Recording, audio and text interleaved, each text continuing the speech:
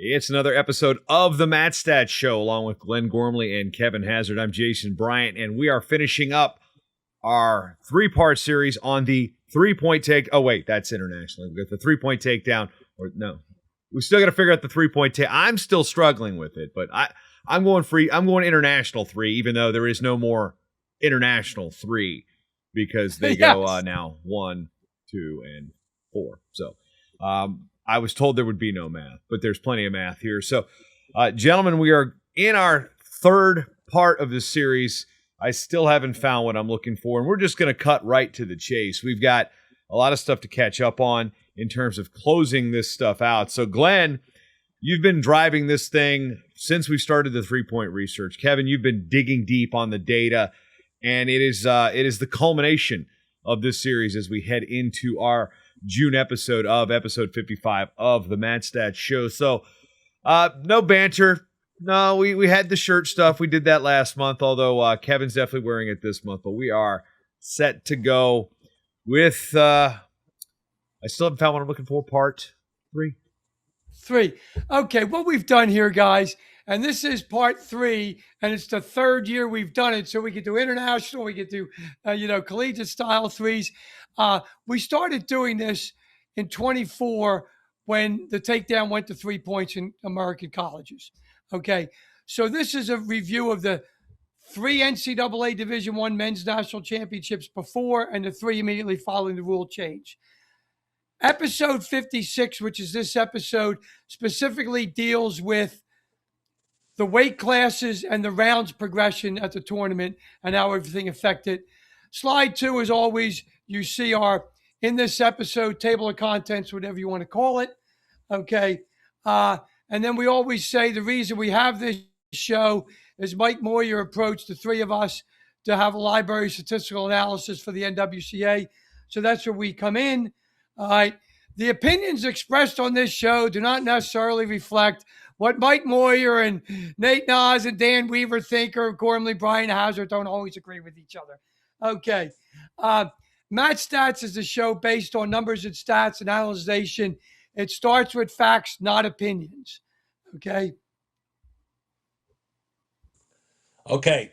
So we also, every month, we talk about the number of college teams. What are the updates on that, Gorms?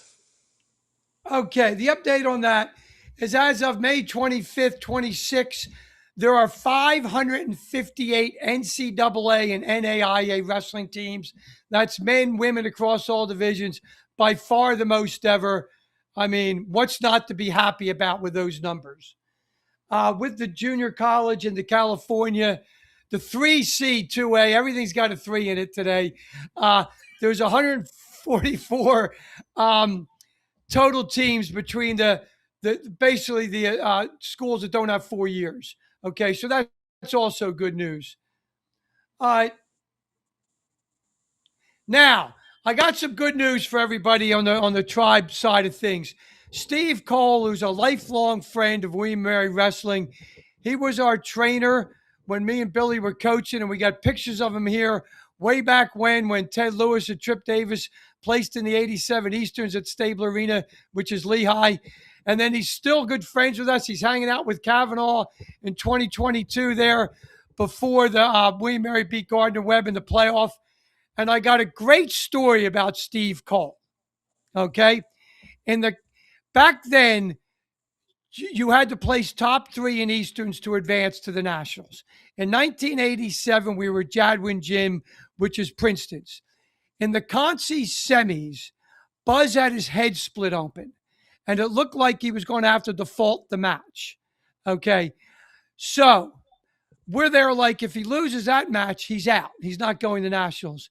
Steve Cole came up with an idea. Buzz has long hair. Buzz is our NASA rocket scientist. So we have long hair. Steve used Buzz's hair as a suture to tie it up to stop the bleeding. Okay.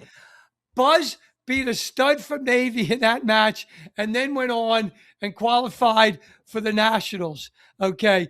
And Buzz was a 3-time national qualifier in the William and Mary Athletic Hall of Fame and in the NASA Inventors Hall of Fame. So Steve Cole kept all that gray matter in his brain there by tying him up. Okay. So that was a great Steve Cole story. And another Steve Cole story. Well, I just say that me and Kevin would have been totally screwed on that. Yes, you guys. Yeah, that's Yeah. So Steve called me and Billy because our budget was so low. We would always share a room together when we were coaching. He was the trainer. And when we were waiting for Billy to come back from the seating meeting at Easterns, because only the head coach could go, I think I drove Steve Cole so nuts. I can't believe he's still a good friend of mine. So the next thing on the Matt Stats and our good friends, Nate Nas, okay, who was instrumental in the startup of this show, is Win Magazine's Journalist of the Year. Congratulations, Nate. You're a part of Matt Stats. You're a part of William & Mary's. I gave Nate an honorary William & Mary degree for as much as he's done for this. And before Jason came on the show, Nate actually produced the show for Kevin and I.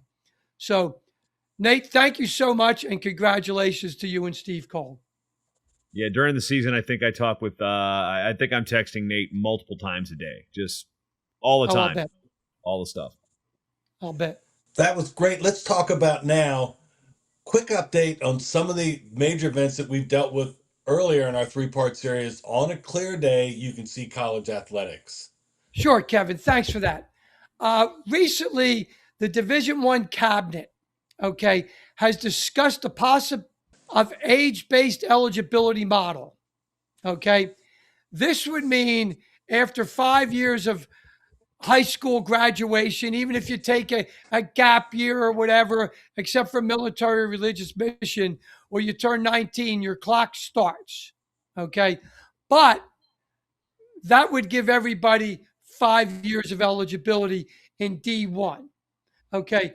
Sport-specific exemptions and grace periods are not expected. The way I read that, I don't know for sure. It sounds like the Olympic redshirt year has gone the way of the dinosaur.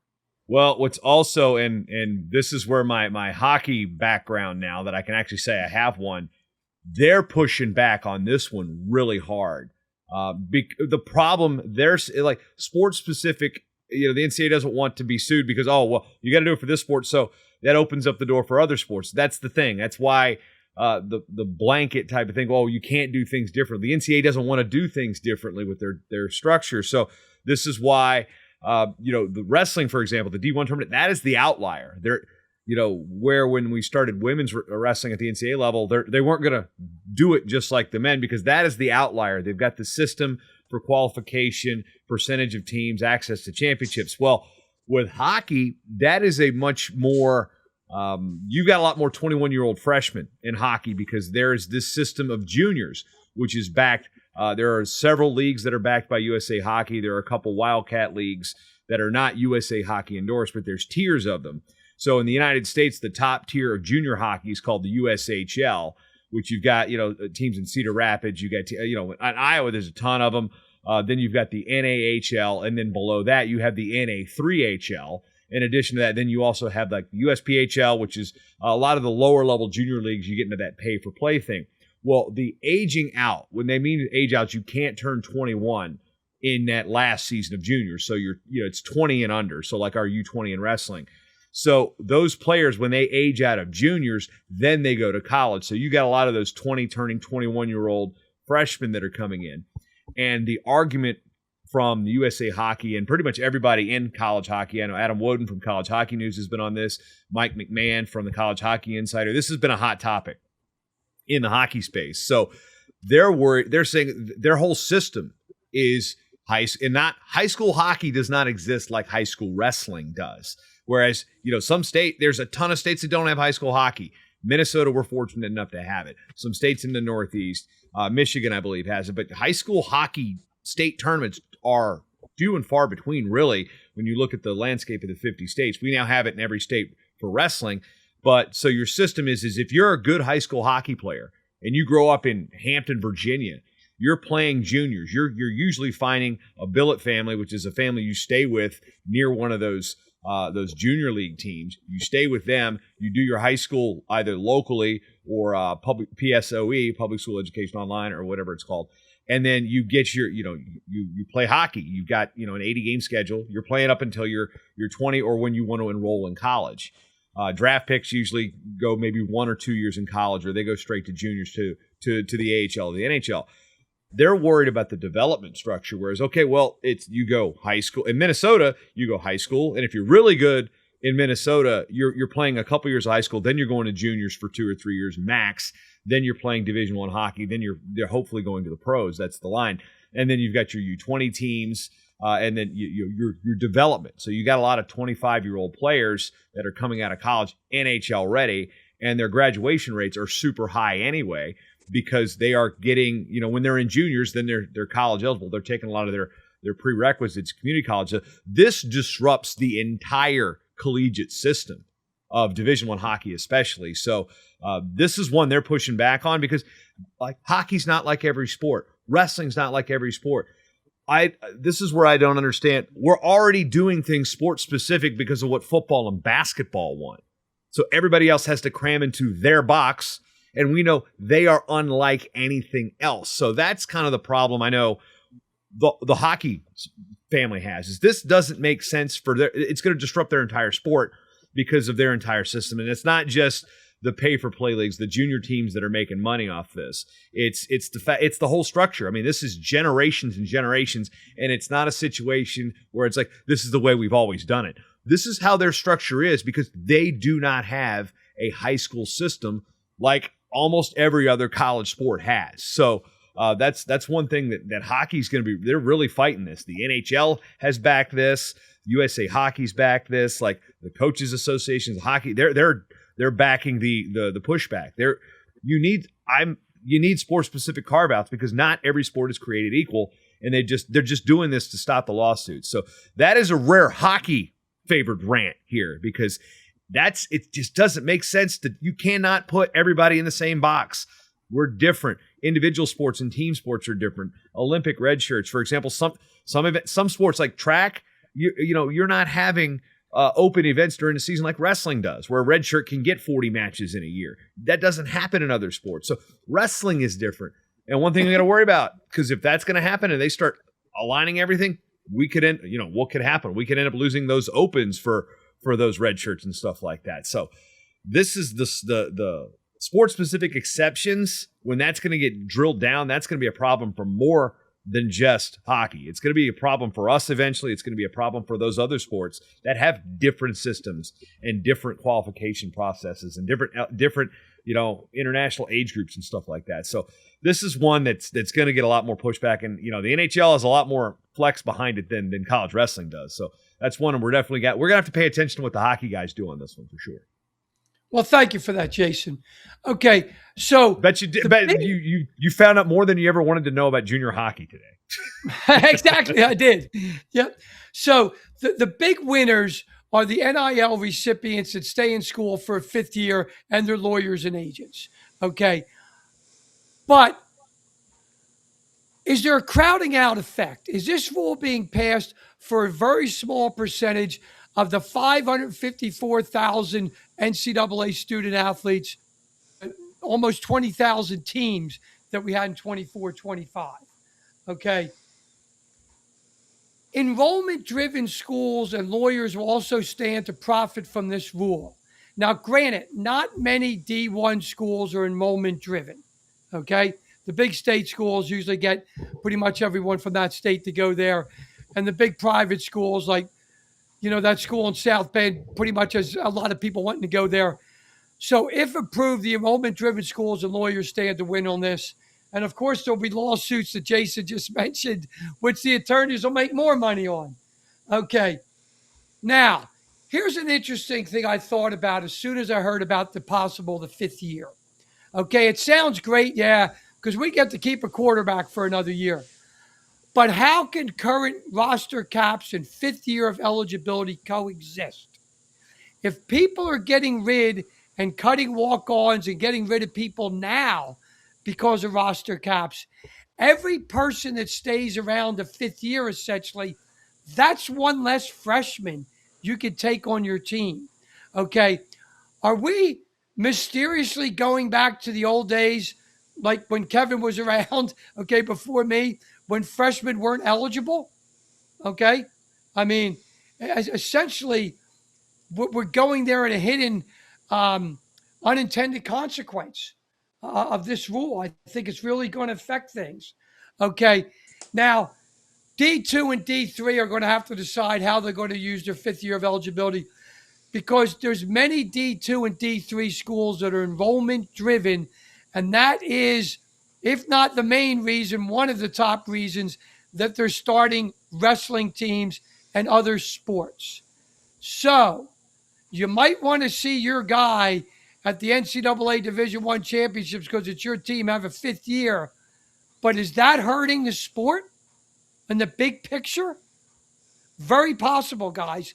We're going to see more with the athletes once the NCAA releases their report this fall coming up. And then if the 5-year eligibility rules, it'll take some time. But it's a serious issue in my mind, the roster cap and 5-year eligibility living together. That was a mouthful and really a lot to think about. But now let's get on to what we came here for today. What is our topic this month? And Gorms, why did you title it? I still haven't found what I'm looking for. Okay, the topic, as we said earlier, is the effect the 3-point takedown rule has had. In this show, specifically the third part, it deals with scoring by weight, classes, and by rounds. Okay, and I want to say this to Kevin, Captain McLaughlin, and Fipsy. You guys did a heck of a lot of research on this and gave me the stats analyzed. Couldn't have done it without you. The reason it's called that, as I said on the first 2 parts of this series, it comes from the famous YouTube song. I still haven't found what I'm looking for. So a lot of people think that this show will give you all the answers. And as you see in this specific show, it tells you a lot, but it's a lot of personal decision on whether you like the rule or not. The methodology on this is we analyzed every match from 21 to 26. There are 3,337 matches that do not end in a pin or a default, and 3,720 matches so that we use to analyze this. So if you don't think we have enough data, I don't know what the heck you're looking for. Okay, so talking about it, we're going to first talk about scoring and margin of victory, and how does that change as the rounds progress through the tournament? Okay. The next slide, and once again, like we like to say, if you're driving, do not look at this, okay? If you're the passenger, you can look at it. This is a chart for the winner score, the loser score, the total points, and margin of victory.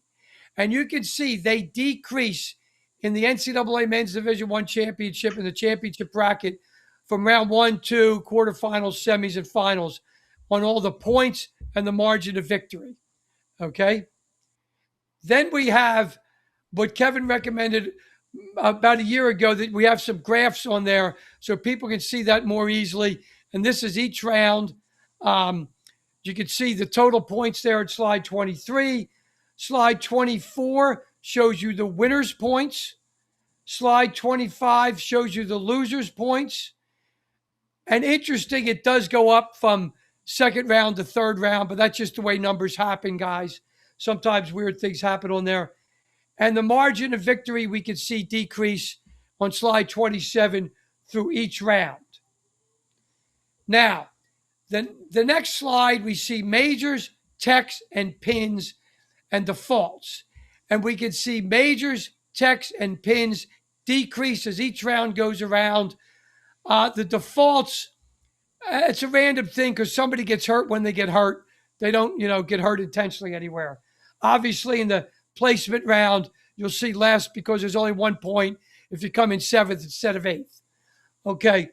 Then slide 28 shows the majors decreasing as you go down in the graph.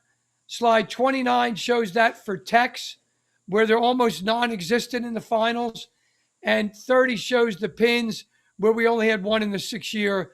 So if you're going to bet on a random match where there's going to be a pin, I would choose the first round over the finals. But You probably knew that before this show was aired. All right. So we talked about the pins, etc. Major. How about the number of matches in each round, in each sessions?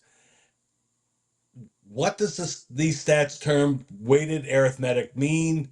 And let's just go through the matches and how they change going through the different rounds.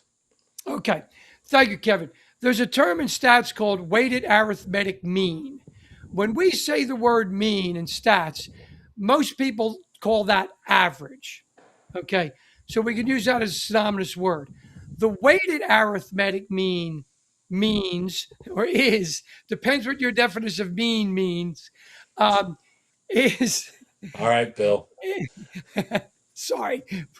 So if if in the first round you have 16 matches per weight, and in the championship you have one, which happens, you don't just take the first round, add the second round, third round, fourth round, and fifth round, and divide by 5.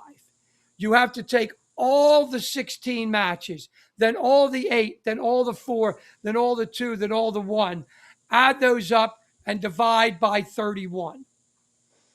Okay? That's how you get the weighted arithmetic mean. All right? I hope I explained that well. Okay? And you'll see on slide 33 how many bouts there are in the 6-year period and bouts per weight class, and then the percentage of all championship bouts. All championship bouts, a little more than half, are held in session 1. Okay? So the overall weighted arithmetic mean is going to be more affected by championship round 1 than it will be by the finals. That's why that's important to do that. Okay? Now, on the next slide, you can see the consolations. All right?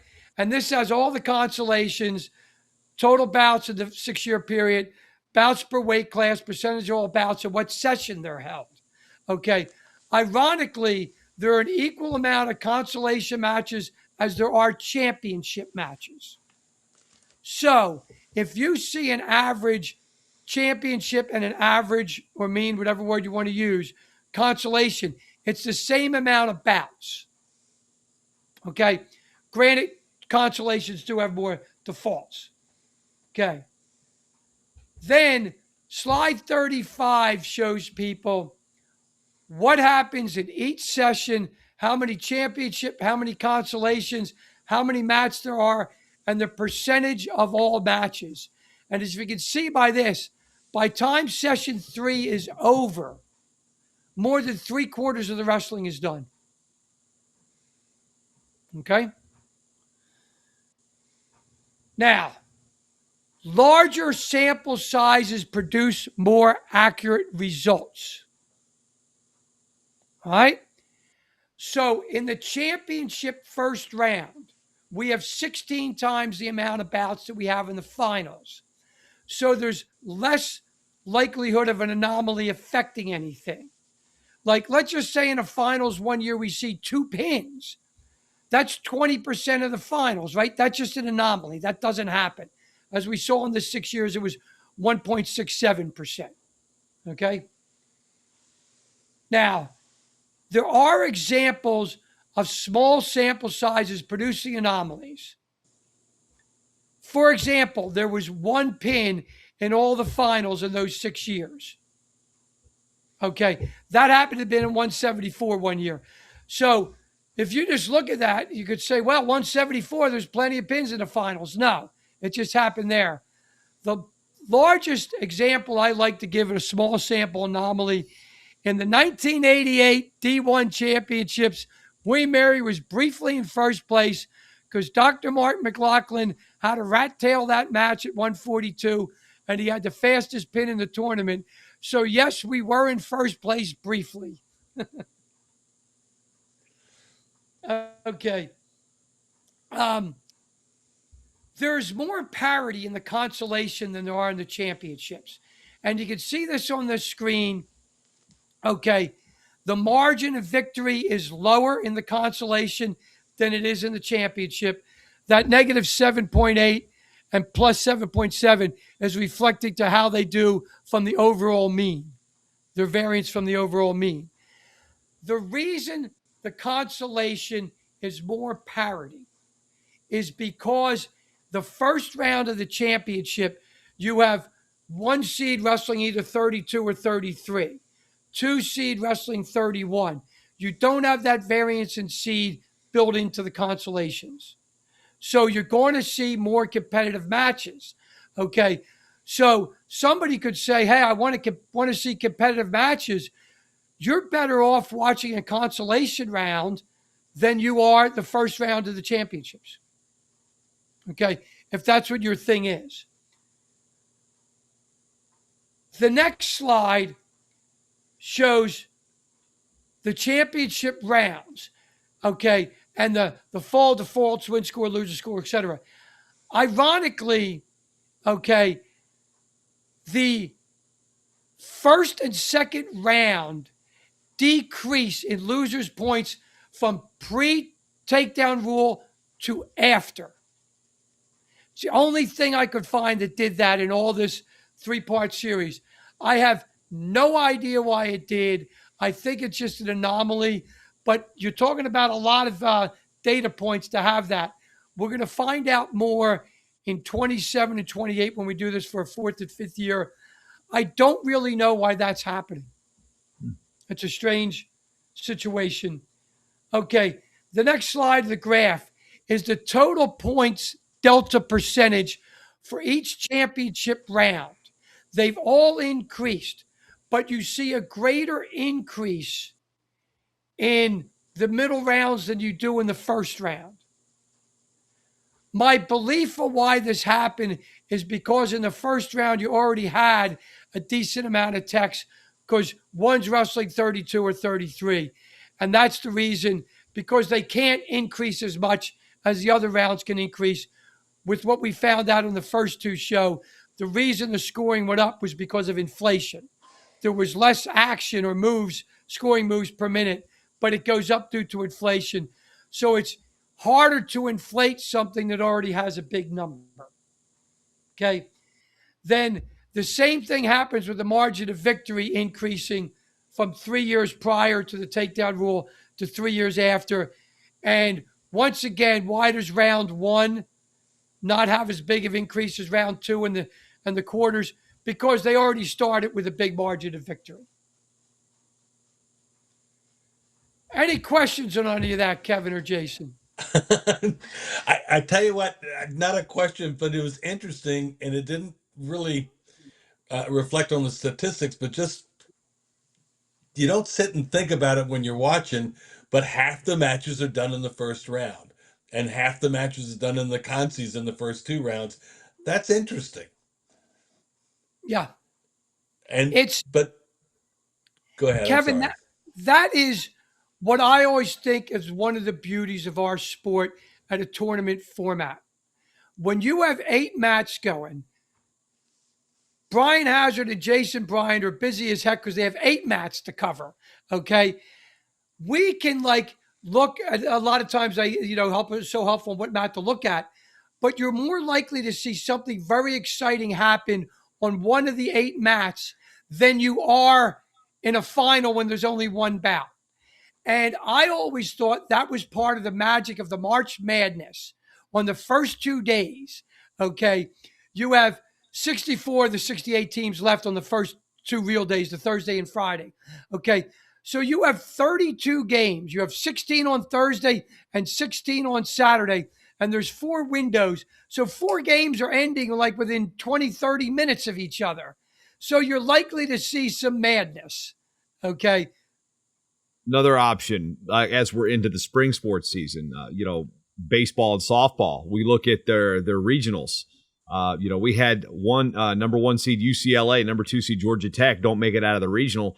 UCLA was the number 1 overall seed, lost in their first game to St. Mary's. Then actually St. Mary's put them out later in the consolations, and they have that true double elimination.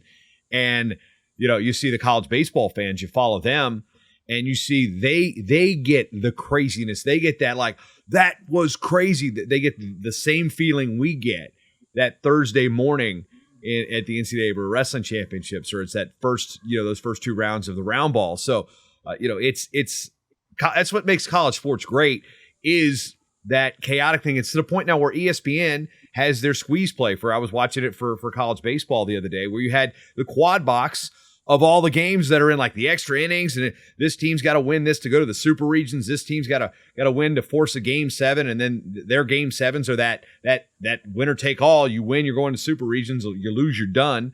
So the college baseball tournament, for example, like having all of them go at their 8 regionals simultaneously has also been a fun one to watch too, as that sport has become more accessible on streaming, especially women's softball. They're at the Women's College World Series as we record this. It'll be done by the time we release the show. But those sports and seeing all that chaotic stuff happen at one time, that's what I love about college sports too. Yeah, and we have that with wrestling. Yep, I totally agree, Jason. All right, let's talk about what's going on. Can we just talk about what's going on in the next couple a summary of a round by round? Certainly, Kevin. A summary of the round by round. Okay. The round by round data was very much expected after the analysis of Matt Stats did in part 1 and 2, and all the knowledge of all the seedings. The stat, like I mentioned earlier, that stands out the most was from before and after the takedown rule in both the championship and the first round and second, the losers' points decreased. That stood out. Okay. But we expected to see a point decrease from round 1 to round 2 to round 3, etc. Because what we learned before is defense is being so much better and it's so much more competitive as they go around. So that's the reason that's happened. I think it's stuck there. We could say, because the brackets, the seeding is really done very well. These stats show this, okay? So we're going to see somebody Wednesday night at the William Mary party complaining about a seeding, and they know no reason what goes into the seeding, nor do they know how accurate it are. But you can see as the margin of victory, the amount of majors, techs, and pins decrease, that the guys doing the seeding or the arithmetic formula is really working. I'm a big fan of what's going on there. People ask me all the time, like, what's the best round of nationals, or what's the most important round of nationals? Well, you know the old saying, the most important game is the next one on the schedule? Okay, so the most important one is the next match coming.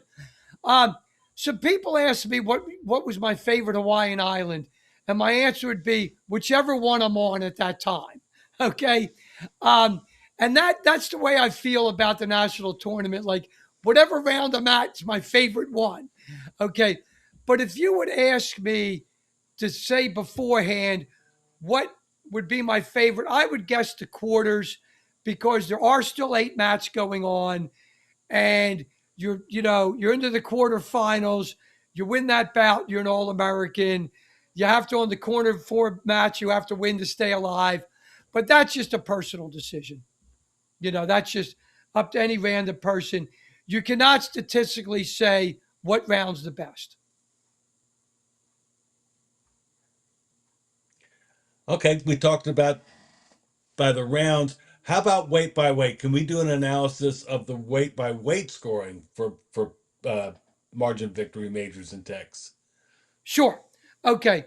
We have on slide 47, it shows by weight class. Okay. All the winners' points, losers' points, total points, and margin of victory. For every bout, all 3,337 bouts that did not end in a pin or a default. Okay? So you're just looking at this, and it looks like a bunch of numbers, and is there any random reason behind it? Before we go on to the graphs and the correlation, I want to explain something to any non-stats person here. There's a term called correlation, which basically explains how one group of data relates to another group of data. It comes out with a Poisson coefficient. the Poisson coefficient goes from -1 to +1. +1 being perfect correlation, meaning it goes up together. The -1 would be the opposite, negative correlation. Okay. A negative correlation example is the amount of clothes you wear and the temperature. As the temperature goes up, you wear less clothes. If you're Jason and you're living in St. Paul, Minnesota, and it's January, you probably have a lot of clothes on. Okay. So now, with this correlation, it depends if you use 125, 133, 141, 149, etc., or if you use 1, 2, 3, 4, 5, 6, 7, 8, 9, 10 as the weight classes, the way the numbers work. So we listed the correlations for both of those. And here's what we have. There's a very weak to a weak negative correlation between weights and total points. What that means is as the weight classes go up, the points slightly go down. And you can see in the chart there on slide 48 that it goes up and down mainly, but there is a slight thing. So a slight negative correlation. You cannot really say definitively as the weight goes up because you can see there that heavyweight is the lowest one there with 157 almost identical to it. So it's really nothing to do that there's so many less points in the heavier weight classes now. Who knows what it was like 50 years ago?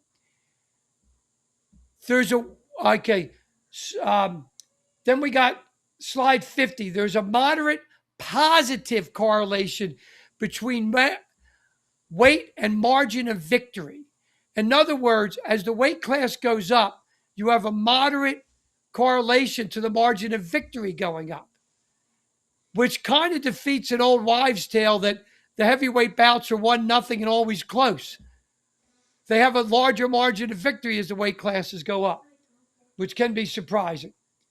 Okay, then we have a table here on slide 51 for all the majors, text pins, and defaults. Okay, by the weight classes. All right, so the graph on 52, there is a weak to moderate positive correlation between weights and majors. All right, now, before we did this analysis, before Kevin McLaughlin and Fipsy put all this together, would anybody have guessed the weight class with the most majors in the last 6 years was heavyweight? No. I certainly wouldn't have. Nope. Okay. So that's a neat little thing. And also that, that it goes up as you get to a higher weight class. Then the technical, there is a moderate to strong positive correlation between weights and techs. So the higher you get in a weight class, the more likely you are to have a technical. It's a bizarre thought. Okay. Then, of course, we go on slide 54, the pins. Okay. Everyone's stereotyped that there's more pins at heavyweight. Yes, there are. Okay. But most likely, it's not like it used to be 1-0 or a pin. Okay. If you control... I just noticed something here looking at this chart here on 54. If we look at 54, 157 and heavyweight in the last 6 years of this data have the most falls. Mm-hmm. Now we have, those are also the weights that have the lowest margin of victory as well. Could that be a statistical anomaly because those outcomes, those points aren't, those matches, like if it's a fall, your margin of victory total is thrown out. So was that where we're encountering a possible anomaly in the data here? Very, very good observation, and thank you for bringing that up. It's a very good observation. Okay, that most likely is part of the reason that that occurred. Okay. All right, because wait a minute here. The margin of why the total points are the lowest, you're saying, on 285 and 157. Correct, Jason. Very good observation on that. That probably does explain a lot of that. Okay? Right. Now, here's one thing I want to say about the pin thing. If you control for heavyweight, in other words, don't include heavyweight in this, the first 9 weight classes have no correlation between pin and weight. None. Actually, a very slight negative. Okay. Now, slide 55. The only weight class that saw a decrease in the total points from before the 3-point rule to after was 125. If anybody can help explain this to me, I'm all ears. I have no clue why that might have happened. Okay. And yeah, Eddie Ventresca. No, just kidding. Just kidding, Yeah. Eddie. We love One nothing. And ironically, the second smallest increase is 133. Okay. Don't know why that happened, but it did. Okay. Then slide 56. There is a strong to moderate positive correlation between weight and delta percentage of total points. All right. Now, we saw that 125 had a decrease in points. Okay. So go ahead, Jason. You're the point you were going to raise. All right, so I threw Eddie under the bus here for the lack of scoring. Now I'm going to look at 165 and be like, is that the Mitchell Messenbrink factor because of all the points he scores? We talked about that when we put this together. That might be the Messenbrink syndrome. Well, that's a question though. Can one athlete? Let's save Eddie here, and let's not give Messenbrink that much credit for it. Can one athlete impact these numbers significantly? How about that? Is that something that this data can be looked at and say, well, one athlete throws that off? Jason, that is a good question. Okay, there's in each weight class. Okay, there's 31 bouts in the championship bracket. Okay, so times 6 is 186. Okay. So Messenbrink was in the finals 3 times in that period. So he had 15 of the 186, which is, significantly less than 10%, probably like about 7% off the top of my head. Could he influence that? Yes. However, whoever was in that weight class before Mitchell Messenbrink was also very good. Okay. Is Mitchell Messenbrink marginally that much better than the guy that won that weight class before he got there? Probably not. Okay? But you could have a scenario where you have a Mitchell Messenbrink which scores a ton of points and Lee Kemp who destroys everyone 3-2 and the other guy has no chance to beat him. Lee Kemp could dominate you 3-2. So, Jason, it is possible, but I think we tend to point to anecdotal stories like a Mitchell Messenbrink because there was somebody else there that was damn good. I don't know. And it's not just Eddie that's not scoring points at 125. So Yeah. And, it would be interesting to do that, but then, who knows why? I mean, we're in Tangent City there. So moving on. We were in Tangent City there. Okay. There is no or moderate positive correlation between weight and margin of victory. In other words, it's just random. Okay. Up and down. And the delta thing. Now, and go ahead, Kevin. Well, how about we just do a summary then of the weight by weight? Sure. Okay. You cannot statistically say any significant simple elevator speech on the difference weight by weight at the NCAA Men's D1 Championships. Okay. We analyzed 3,720 bouts. And the days of a heavyweight bout being 1-0 or a pin or over.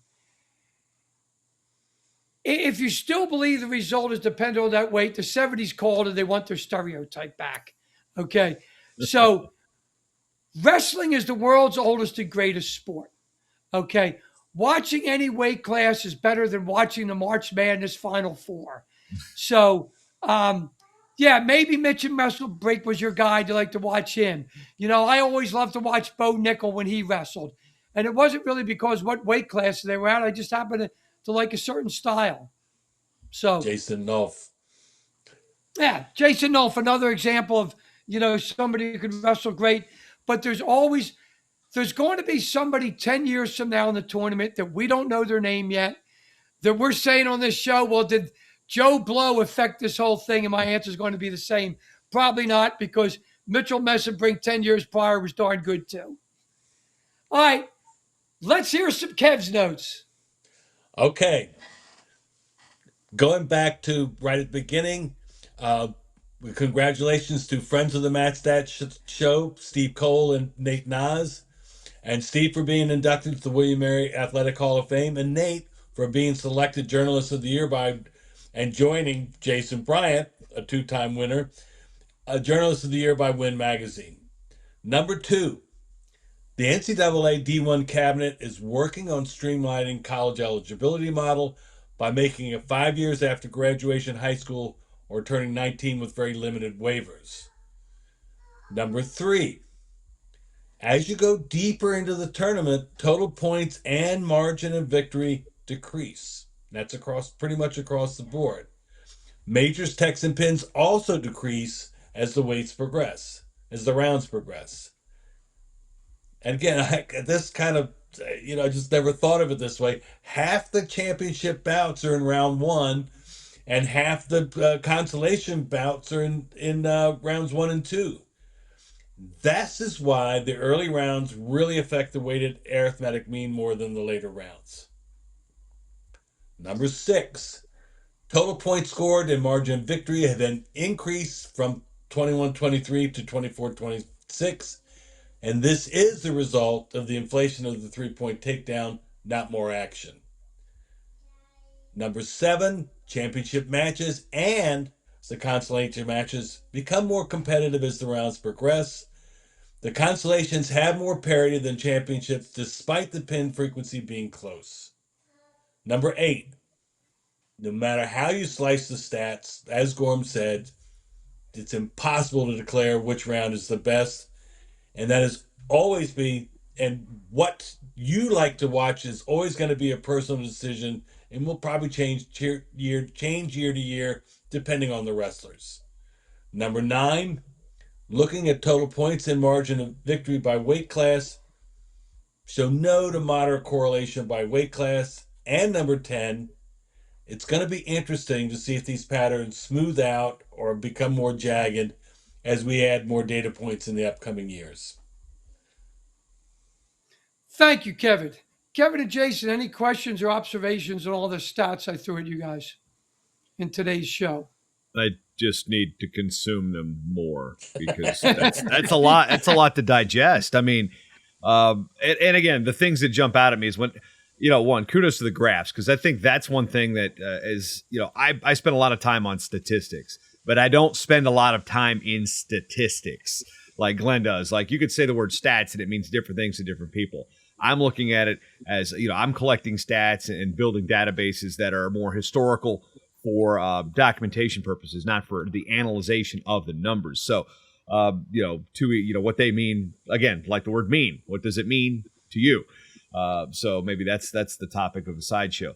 But, look at the graphs. I think that helps illustrate, and that's what leads to future show topics. So if you're watching this and you see something that jumps out at you, send us a note at NWCA MatStats or shoot us an email. So, sometimes those questions actually end up being complete show topics in their own right because, let's dive into this anomaly and find out it may not be an anomaly. It might be a trend, and you uncover something. I know just digging through numbers, and I'll uncover something just based on basic rudimentary type of numbers and be like, okay, did you know that this is the first time this is the first time this has ever happened? Or wow, this has happened this many times in a row. It's like asking questions gets you answers, and sometimes those answers uncork more questions, which leads to greater statistical discussion. So anything you see as a viewer, send us in. If you think something's weird or if this doesn't jive, shoot it our way, because Glenn's got the masters in the stats, and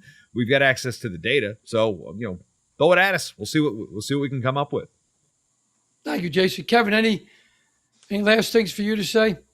No. Nope. Again, I found a lot of it interesting. Just how you put the tables together. It's great. Thank you. And it was Kevin's idea to show the graphs. Now, I'm going to close the show with this. The next episode is exactly what Jason just mentioned there. Send us a note. Someone did send me a text, okay, on what they wanted to show on. Okay. The next episode is what makes college sports so special. We talked about that a little bit with the baseball regionals with the 16 sites and the March Madness and the 8 mats. What makes college sports so special, and would a minor league baseball type concept work for football and basketball? So that's what our next show is going to be about.